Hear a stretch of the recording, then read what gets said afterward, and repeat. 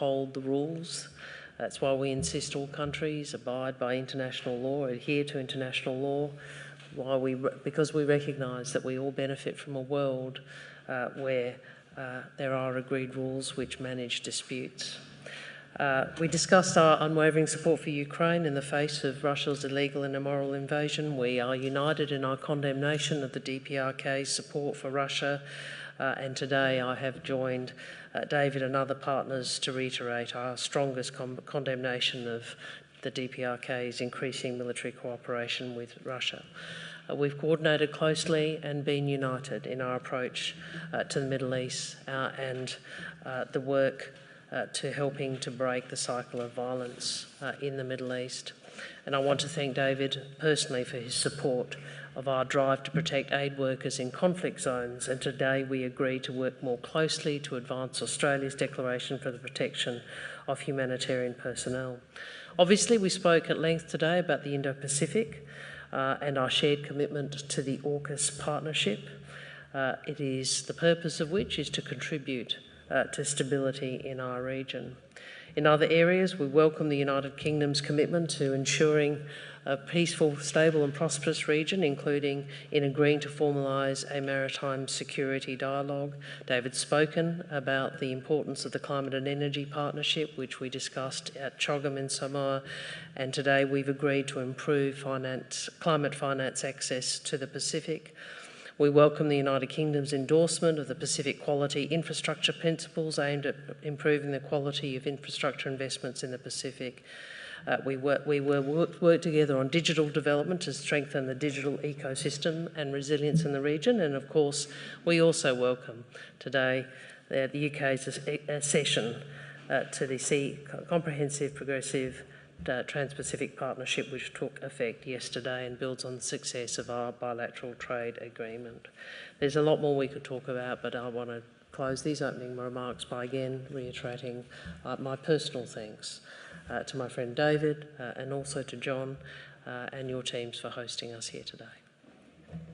Thank you, Penny. For me, as a new Defence Secretary, it's a real privilege to be on this platform with Richard and Penny and David, and a real pleasure to welcome and host Richard for the third time in less than 5 months in this job. And in many ways, that's as it should be for the Defence Minister and Deputy Prime Minister of a nation that is one of our closest, longest-standing allies in this world. One, of course, with a long sporting rivalry as well, which continued this morning before first light around St James's Park when he bested me on a 5k run. Mind you, he's a 7k a man. He's a 7k a day man. I'm a 3k once in a blue moon man. So the outcome was never really in doubt, Richard, but it was a pleasure to do it. Look, our two countries share an enduring, unbreakable bond, a bond that's of increasing importance in an increasingly unstable and threatening world. We are the closest of allies, Australia and the UK. We fight together, we stand together, and we underline the increasing indivisibility between security in the Euro-Atlantic area and security in the Indo-Pacific area. And that's really at the heart of why these talks and this meeting between the four ministers, in my view, was so important. We met, of course, after a weekend where we saw the Russian bombardment of Ukraine reach a new intensity. Over 100 ballistic and cruise missiles fired over the weekend, more than 200 drones, a time when Ukraine requires its staunchest allies to step up. And part of our discussions were to make together a commitment that we will stand by Ukraine, we will remain steadfast allies of Ukraine, and we will step up the support we are willing to give Ukraine. I was able to thank Australia for the extraordinary help and contribution they've made to the UK-led training programme, Interflex, which has trained over 50,000 Ukrainian soldiers. We've made the commitment that that will continue throughout 2025, and Australia today has also confirmed their commitment that they will be involved in that training throughout 2025, and we talked about ways that we can potentially step up that training support to Ukraine.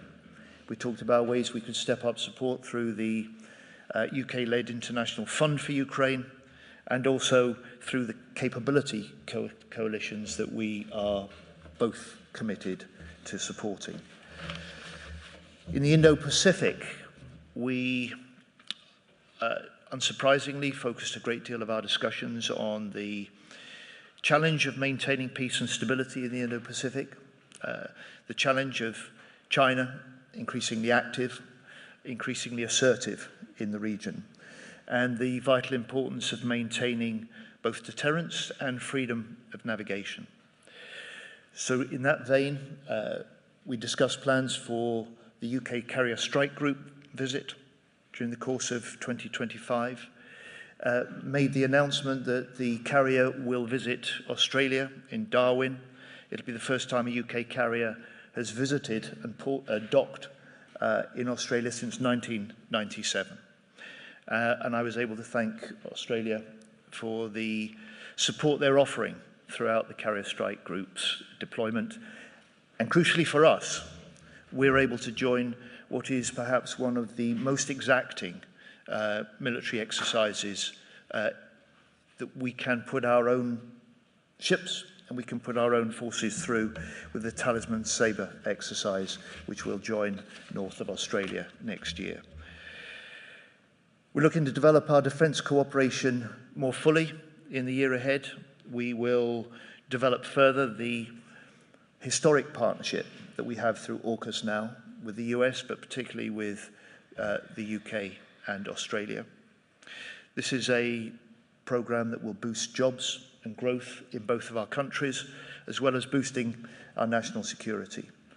We will, in the UK, look to accelerate the validation exercise that will allow Aussie firms to increasingly play a part in the supply chains in Britain to our submarine building programmes now, ahead of the point at which we start also to develop and build the SSN AUKUS submarines in the future. Why are we doing this? Because it helps wire our two countries together. It reinforces our joint commitment to the AUKUS programme, and it makes that programme itself more resilient and more likely to succeed.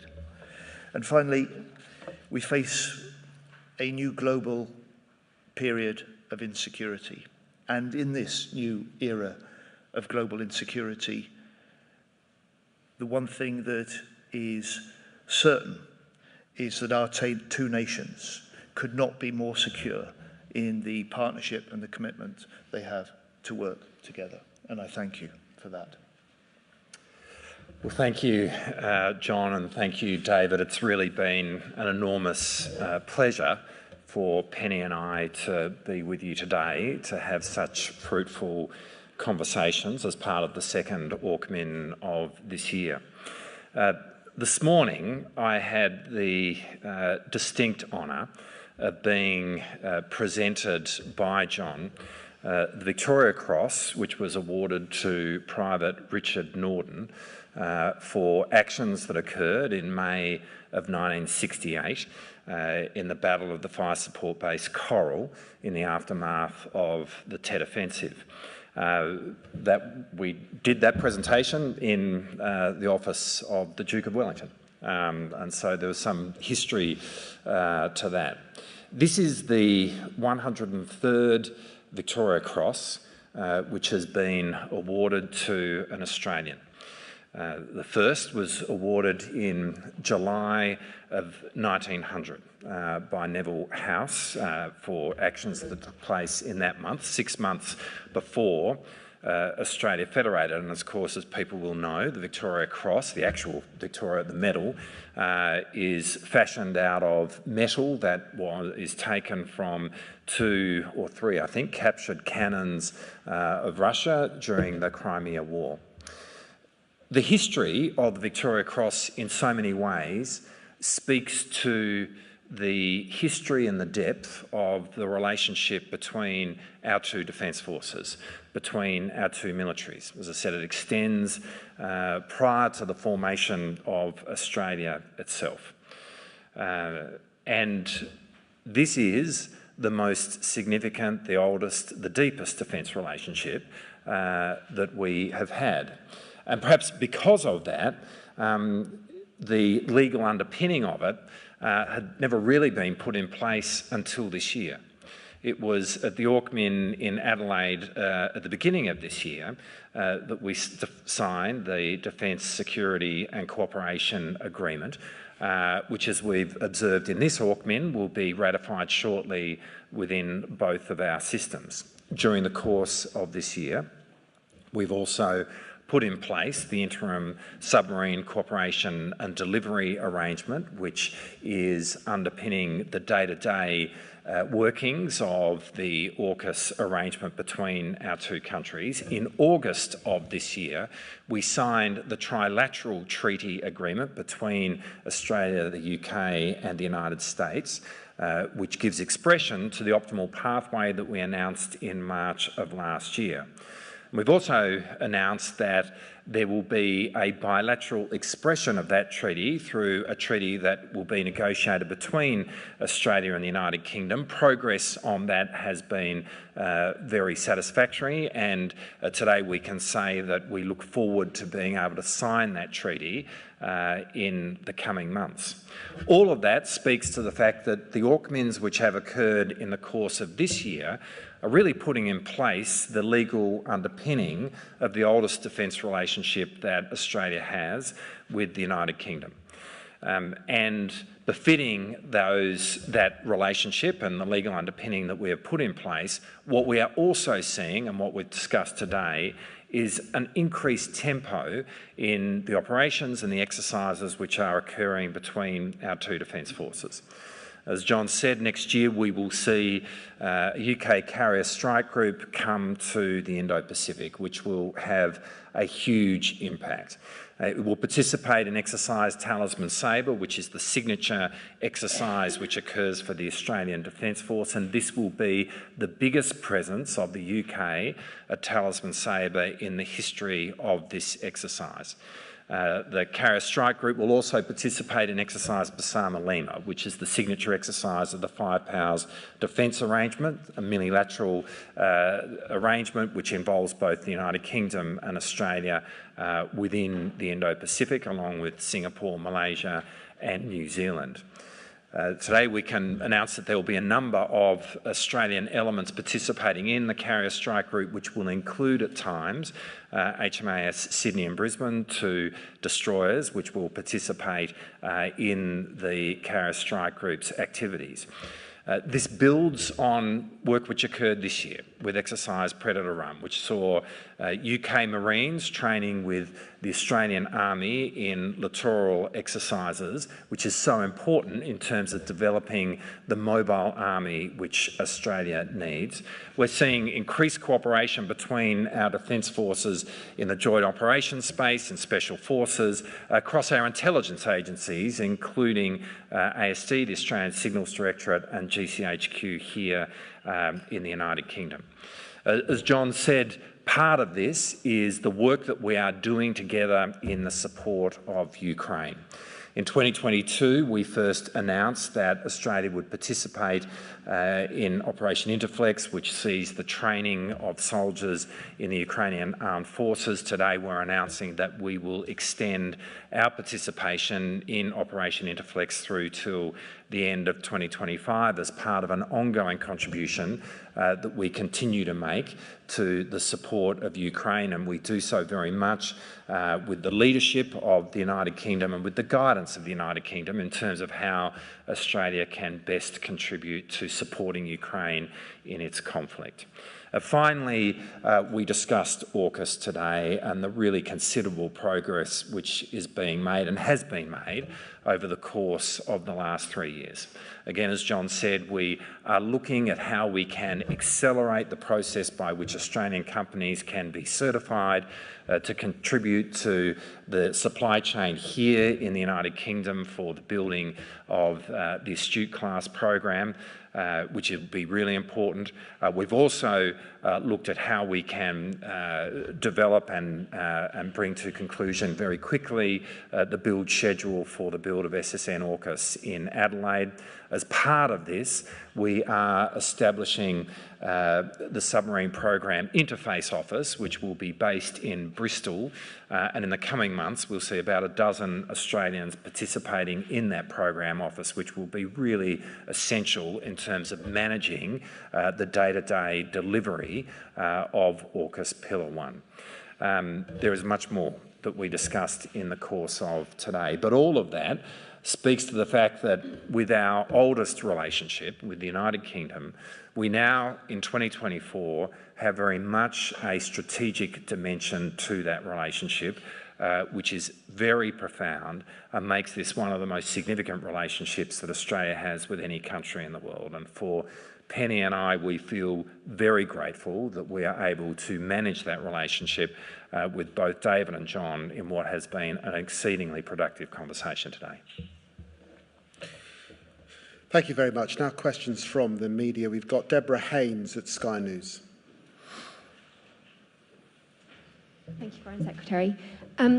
Obviously, there's a lot of news today about this alleged Chinese spy.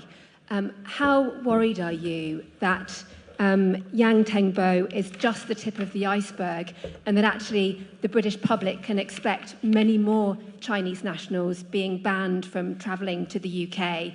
And if I may, just on Syria, please, you've said that the UK can engage diplomatically with Hayat Tahrir al-Sham, this rebel group that led the taking of Damascus.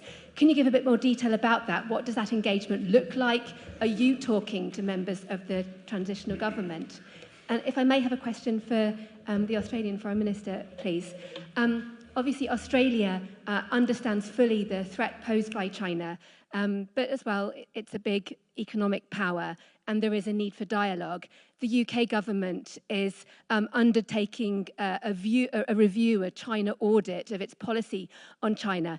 But given that Donald Trump is about to return to the White House and given his very strong view on seeing China as a threat, is it delusional to think that you can have any kind of meaningful, positive relationship with Beijing when a core member of the AUKUS trilateral alliance is Donald Trump and the United States? Thank you.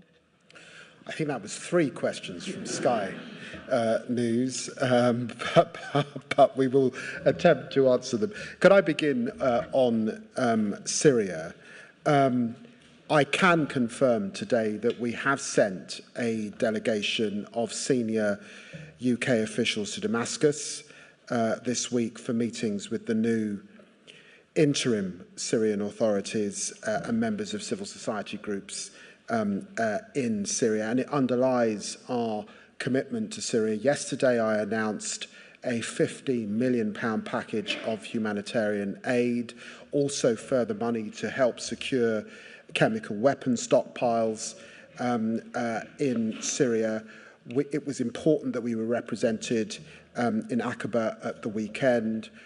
We confirm, of course, our support for the principles that have been set out, an inclusive transitional political process that is Syrian-led and Syrian-owned.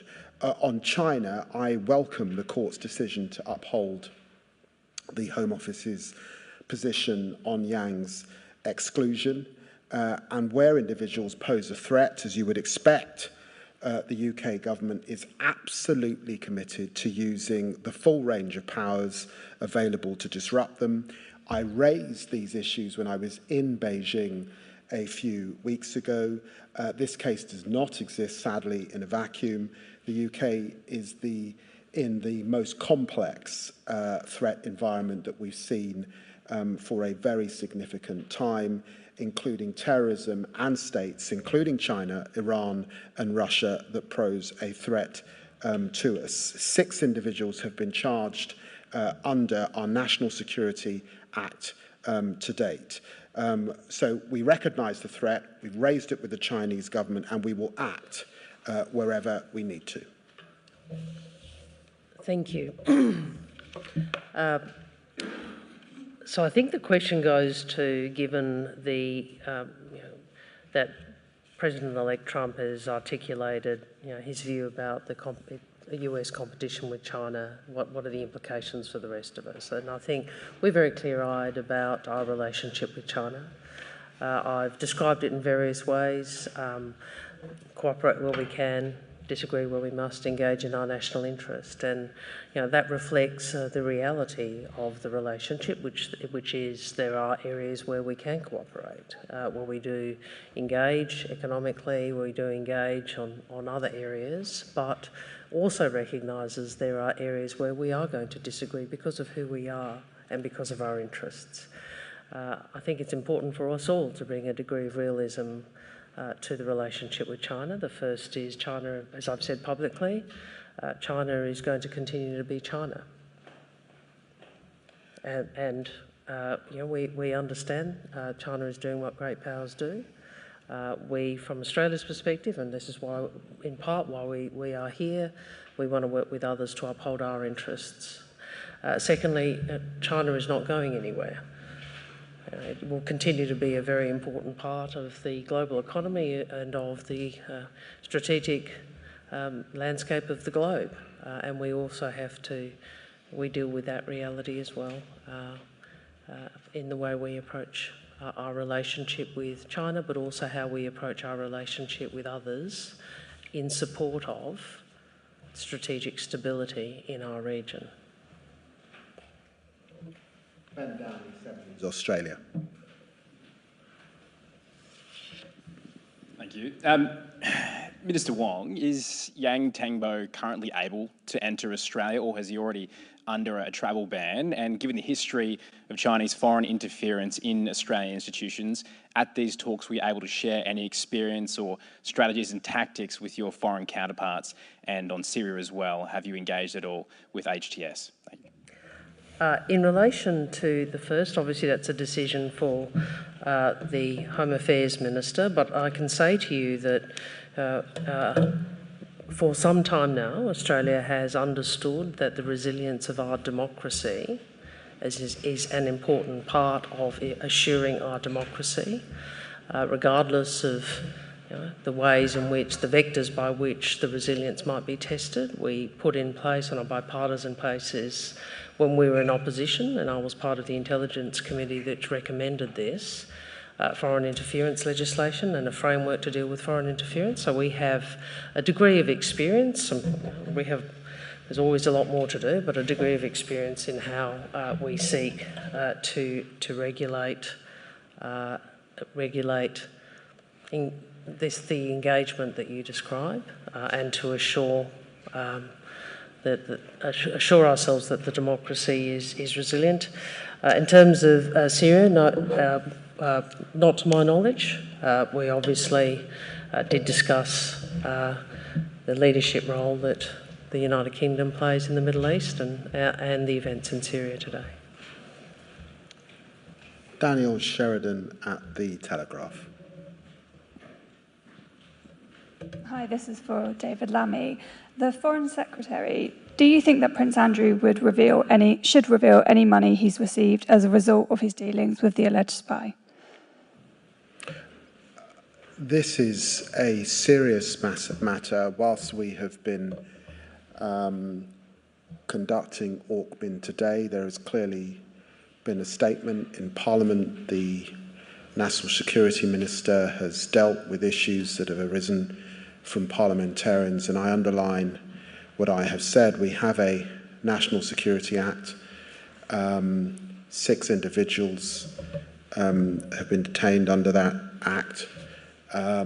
This is an issue that I raised when I was in Beijing, and I am content that the system, in response to what we have found, has acted appropriately on behalf of the British people. And Rob Harris, Europe correspondent for the Sydney Morning Herald. Thank you. Secretary Healey and Minister Marles, if possible. On Ukraine, given attention is now turning to a potential peace deal, and we know what President Zelensky has put down in terms of that. Do you see peacekeeping troops, European peacekeeping troops, as essential to that security guarantee that President Zelensky is asking for? Does that include British troops? And Minister Marles, how far, given the involvement of China and North Korea in the Ukrainian conflict, how far is Australia prepared to go in contributing to any sort of peacekeeping action? Would that include troops? So I think it's important not to get ahead of ourselves. I explained what Ukraine is facing now. Our task and our duty now is to support Ukraine in every way that we can, to resist the Russian offensive, to hold and retake its ground, and to put itself in the strongest possible position if President Zelensky decides to start talking as well, or instead of fighting. When that moment comes, our job as allied nations that stand steadfast with Ukraine is to support them in any negotiations, just as we will through any battlefield fighting. And one of the important things that we discussed today, that we affirm publicly, is our commitment to stand with Ukraine throughout 2025. It's designed to reinforce the confidence of the Ukrainian people that it has allies in the West that will stand with them as long as it takes. And it's designed also to a message to Putin that he cannot prevail, he will not prevail, and Ukraine will have our support for as long as it needs. John really has answered the question. I mean, our focus right now is on supporting Ukraine now, such that it can resolve this conflict on its terms. And we spoke a lot about this during the course of today's meeting. In fact, during the course of this year, Australia has committed $650 million of support to Ukraine, which is about half of the military support that we have committed to Ukraine since the beginning of the war. So that actually represents an increased tempo, if you like, of the commitments that we have made.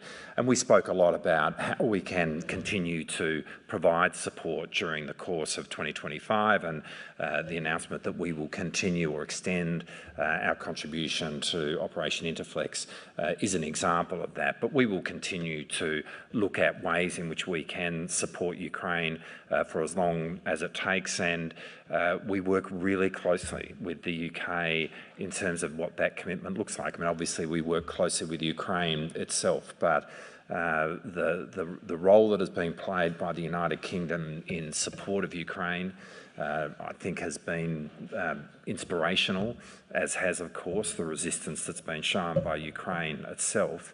And we have greatly appreciated Britain's leadership in the way in which it has convened support amongst countries around the world, including Australia, for Ukraine, and we'll continue to work with Britain in terms of what support we can continue to provide. Thank you very much indeed. Thank you.